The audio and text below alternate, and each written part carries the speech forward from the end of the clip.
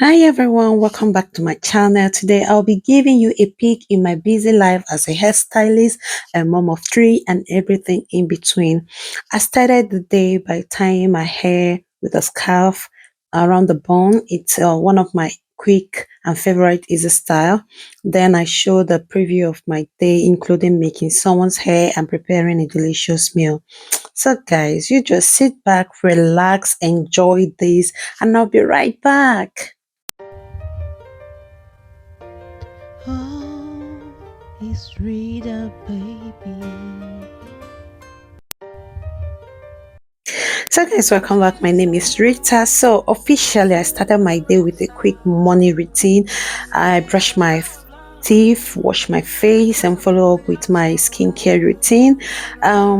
Actually I was having someone coming over to make a hair, so I had to do a quick wash in order to just be ready for my clients. Don't want to delete them, so I went in with my vitamin C serum and also my face serum, and then I massage my face for that refreshing glow.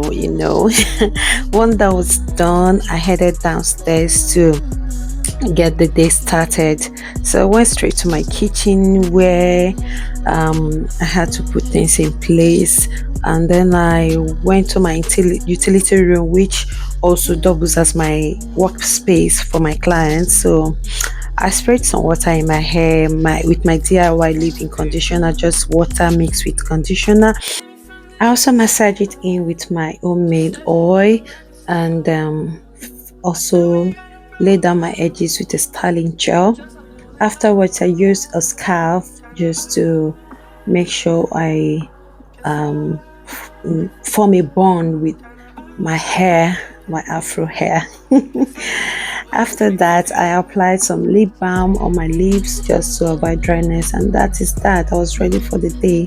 And here you can see me making my client's hair already. It's already she came around 7:30, so she's one of my regulars actually, and I always have such joy to work with her. I didn't show her right back, but I captured a fun moment where we were laughing. She was cracking jokes while I styled her hair.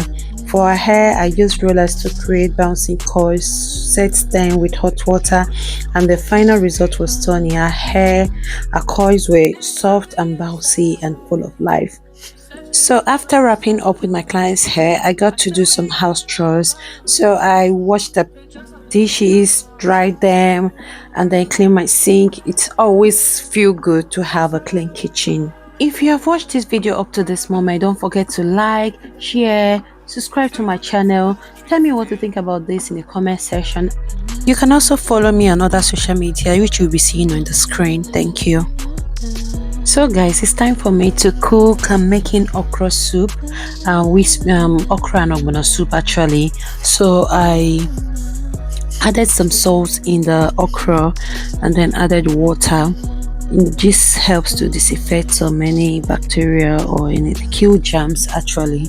So, and I went ahead to slice my okras in bits, and afterwards I set out everything I'll be needing for this soup, from the meat to the shaki to the skin mask of a cow, that which is the pomo, the stock fish, the dry fish, the onions, the pepper, the palm oil, the mackerel. Yeah, these are all things I'll be using to cook my food. We're making a healthy meal here, guys.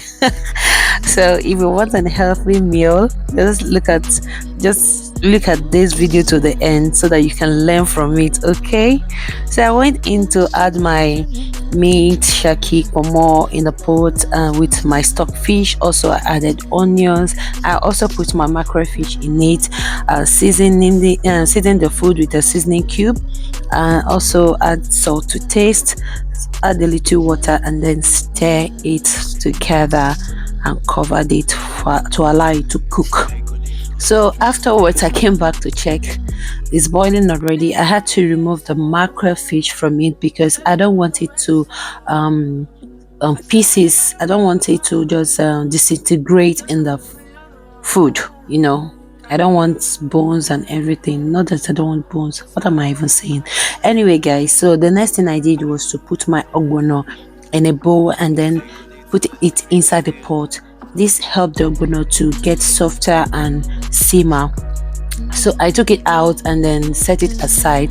So the next thing I did was to put oil, palm oil in a frying pan, and then added my onions. I had a little bit of pepper in that already, so I added my pepper there, my scotch bonnet pepper, and then I added my sardine, that's my mackerel, in it, so that the fish can absorb the oil a little bit.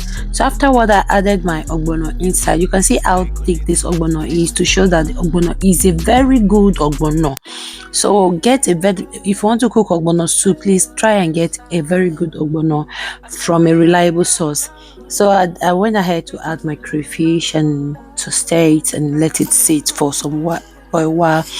Then after that, I went to remove my fish from the frying oil. That frying oil I added to my ogbono. It's going to give you this like a, I love the taste, the flavor it gives after frying the oil with the palm oil. I love that flavor. I don't know how to describe it, but you should give it a try.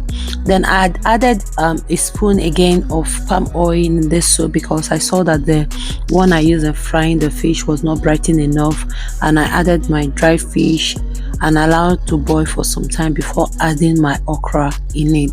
So, and I stirred this, to combine well. Man, this soup is so thick. I've I learned that if your soup is very thick like this, they will term you as a rich person. Is it true? Let me know in the comment section. Or people say if this is very thick, this is obe onlowo, this is a olowo. That's rich people's soup because it's very thick. Anyways, I went ahead to add some water in mine because this is too thick for me and my family. Yeah, I'm speaking for them. It's very thick. So I went ahead to add some water in it just to make it a bit less thicker. Okay. Then I went ahead to add my fresh bitter leaf as the veggies that we're going to be using. It's very difficult to get like ugu, the pumpkin leaf. It's very difficult to get it here. Even if you see it, it's already rotten and you can't use a rotten leaf to cook soup. So I just got this dry one instead and then soak it. The good thing about it is that even after soaking it, it was easy for me to rewash it, and it was soft in the soup. So yeah, guys, my okra soup is about getting ready, and now it is ready. I added my fish. Remember that fish I fried? So it's time to add it because I don't want it to scatter in the soup. That's why I removed it earlier. And then I'm going to add more salt because of the water I added. It reduced the taste of the soup. So I added some salt to give it more taste. And yeah, our soup is almost ready for dinner. And my dear, as I was doing this, my daughter said, "Mommy, are you not done yet?" She's very hungry.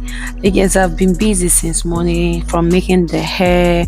I actually finished early because that was why I gave that appointment for 7:30, so that I can also do like a school runs before in the afternoon, before buying all this, and then we came back to the house.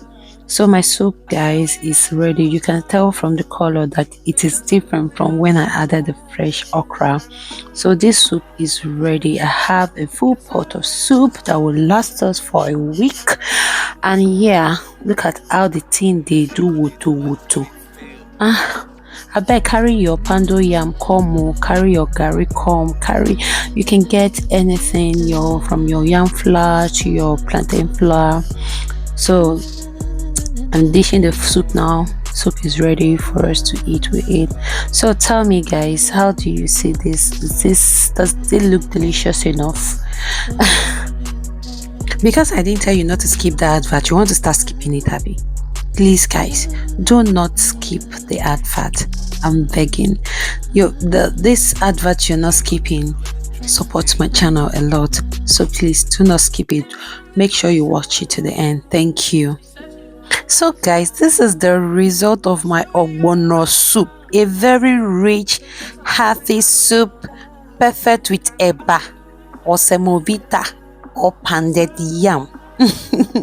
That's a wrap on my day as a hairstylist and a mom of three in the UK, from styling hair to cooking for my family. I'm always juggling it all. So if you enjoyed this day in my live video, don't forget to like, comment, and subscribe. Thank you so much for watching, and I will see you in my next video. Bye.